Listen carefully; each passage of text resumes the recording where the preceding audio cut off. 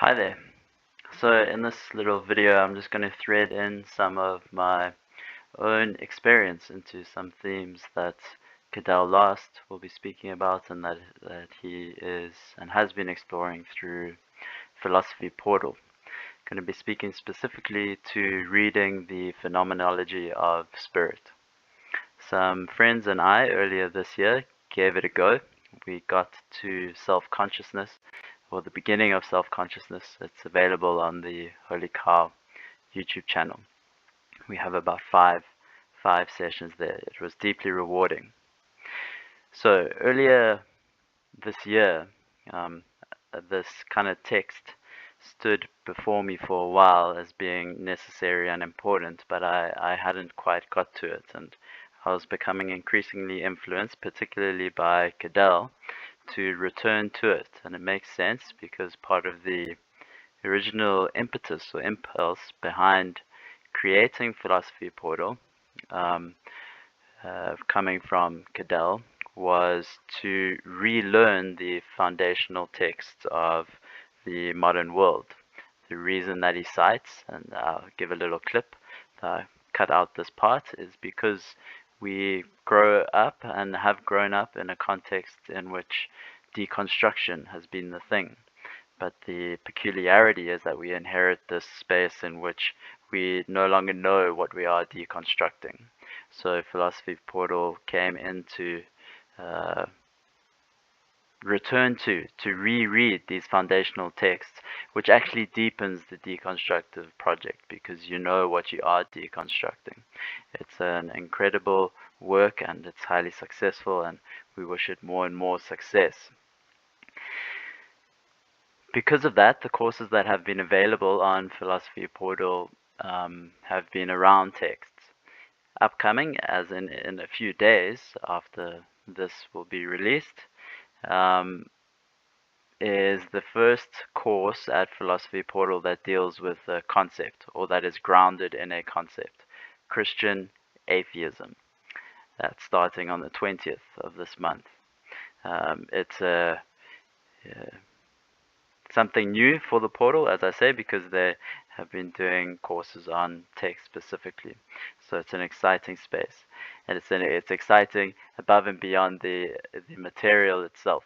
I'm not going to get too much into that. I'm going to let Cadell speak here. This specific video is, as I say, to thread my own experience, deep influences and inspirations around starting this channel, Holey Cow, the engagement with the text, the phenomenology of spirit. So just more personal and anecdotal. I ended up being baptized around April this year. The movement back into, or this return into Christianity as part of a wider cultural happening. The clip that I'm going to play is Artem Zen asked Cadell what he thought about this phenomena of Christian conversions. There seems to be an increase in it, and I guess I'm one of those stats of returning to. Part of that returning, part of what inspired that was I had a sense of the kind of contents table of the phenomenology of spirit, and also this sense of the inevitability or the necessity of a process of development. And so I was coming against this membrane of religion, and seeking or knowing that in some way I need to metabolize, be with, move through, rethink what religion meant. This ended up for me in my own trajectory to begin to identify as Christian, to be baptized, to accept Christ. There was a day where the phenomenology of spirit, which goes consciousness and self-consciousness, then reason, then spirit, then religion, then absolute knowing. It was almost like repeating like a mantra through my mind, that succession of movements. And for some reason, I really identified myself at that membrane of religion, and there's this kind of hankering or like curiosity, or what could absolute knowing be? And it seemed like a necessary step to move through or metabolize what religion is.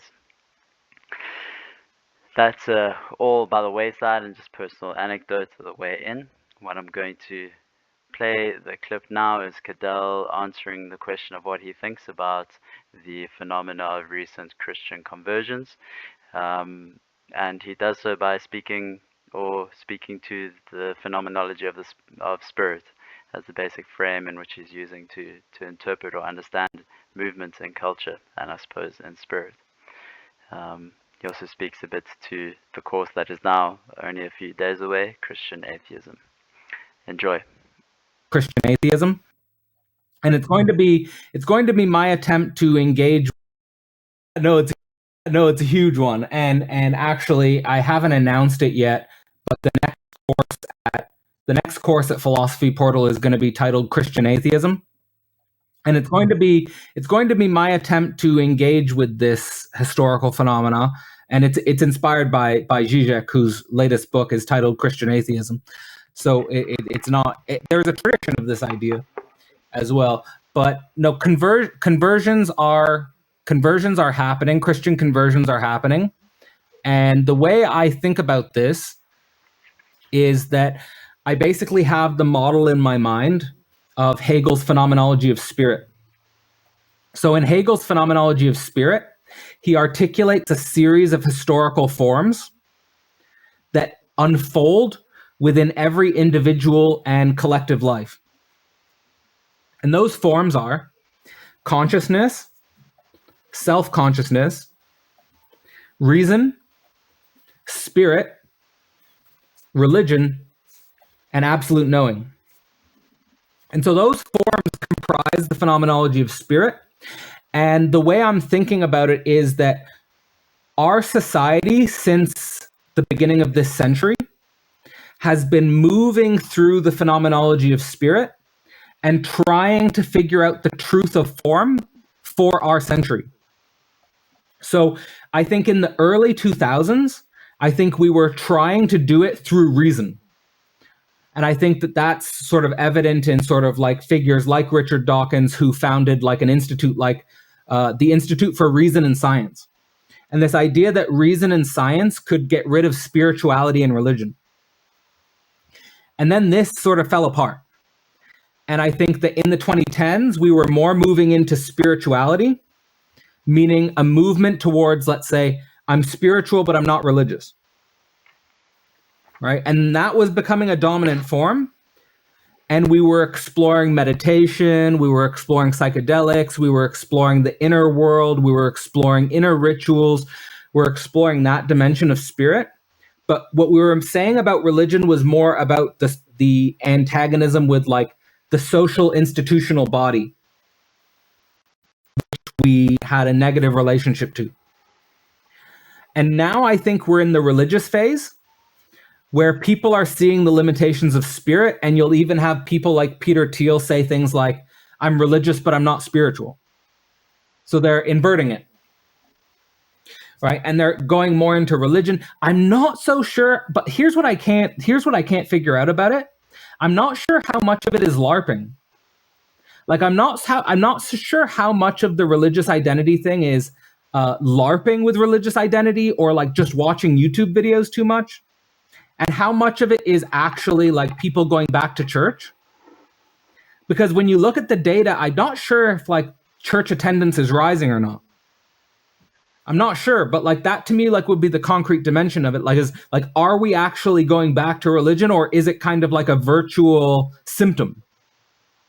That to me is my question for this moment. And I have other questions about it, because actually if you look at like data on religion, religions do not grow by conversion. Religions grow by birth. Right? So the question is not if guys in their 20s are converting from watching YouTube videos. But the question is rather, are those guys who are converting watching YouTube videos actually going to church and starting families? And are those children going to be retained by the religious institution or not? Right? So it's a much more difficult question. right? And so like that's my question but I do think our society is trying to process religion. And I think that's like we're trying to figure that out. My personal view is maybe similar to your own, is that I think capitalism's religion. Like, I think that actually the proper way to think about religion today is as what's actually moving society universally on the level of virtual motion. And I think that's capital. And I think capital has transcended like Hegel thought the state was God. But like, and maybe the state was God for a moment. But now the state is in capital. No, sorry, now God is in capital. Like maybe God was in the state when Hegel was writing, but now God is in capital. So now I think it's moved actually. So I actually think the real religious struggle is paradoxically elsewhere than where people think it is. Because people think it's maybe in, again, like the Christian myths or something, which I think again can help, but I don't think it's actually where God is at the moment. Like I think God is somewhere else. So but then I think that there's another stage we have to go, which is what Hegel calls absolute knowing, which actually it breaks open through religion. So once you tarry with where God is, then you actually know God or something like that. So I think that something like religious people, like if you're contained by a religion, like this is the weird paradox I'm trying to think. It's like, if you're contained by religion, could that even be a buffer against God? Like it's like, actually God's too terrifying to know directly. So like religion's like a buffer, like to keep you safe from God. Because like if you actually confront God, it's too terrifying to bear, or something like that. There's all sorts of weird things I could say there, but what I'm trying to say is that, and this is what I'm hoping to get in the Christian atheism course, is that there's some tension between religion and absolute knowing that I think we're going to have to break open to. And I think that it's being implicitly wrestled with by people who are secular atheists, who are realizing that Christianity has something of relevance to say to them about their life. Like, I'm interested in the people who are dancing in that tension, but I think what it's pointing towards is a different form of knowing that hasn't been birthed yet on a social level. Yeah, I mean, this whole question of religion and what religion actually is so fascinating. Like, I've been diving into that, and there's a book that I really recommend. It's the Religious Case Against Belief by James Carse, and in there he basically says that religion is something that nobody can even really define, but we can, in some way, we still figure out how to talk about it. And he kind of distinguishes the difference between belief systems and religion, which is fascinating. But yeah, I'm just exploring that a lot, and I find it interesting how so many people have a very limited understanding of what religion is and just kind of see it as completely negative and somehow think that they're free of it. And that comes back to the whole notion of, capitalism, religion. You think you're free of, well, no, you're embedded in this system of neoliberal capitalism. That's your religion right there. It's just fascinating how religion this is the unconscious to me. Like what you're just saying right there, that's to me like the active, like that's the active unconscious. Yeah, and I think that's how Jung was thinking about it too, and that's how he thought about religion. A lot of that is informed by Peterson, and like that, I think that was the person who made me change my mind, of like seeing religion as like this negative thing, or as something that I understood as like this closed system of beliefs, and then reading like Maps of Meaning and like, whoa, like I don't get this. Like, I don't get this. This is far more complex and intriguing and intertwined with everything than I thought. So the main thing, and this goes to your book, The Religious Case Against Belief. Yeah. Like what Peterson, I think what's trying to get at in the Maps of Meaning book, like right from the beginning, is basically what people consciously directly identify with as their belief is not what they believe. Like the belief is more in their action. Like it's what they're acting out. So like in this dimension of like the religion is the neoliberal capitalism, you could say I'm not religious, but then you could say, well, you go 9 to 5 to this job you hate every day. Yeah. Right? So like that is your religion. Unconscious. Yep. And of course, you could also say, I am religious, and be as unreflective or conscious of the habits, the inheritances that you act out in the structure of your day-to-day life. Either way, philosophy is important and valuable for the reasons being alluded to here. May its spirit flourish. Thank you for watching this. I hope the sound was alright. I'm experimenting with the screen recording. I'll see you around.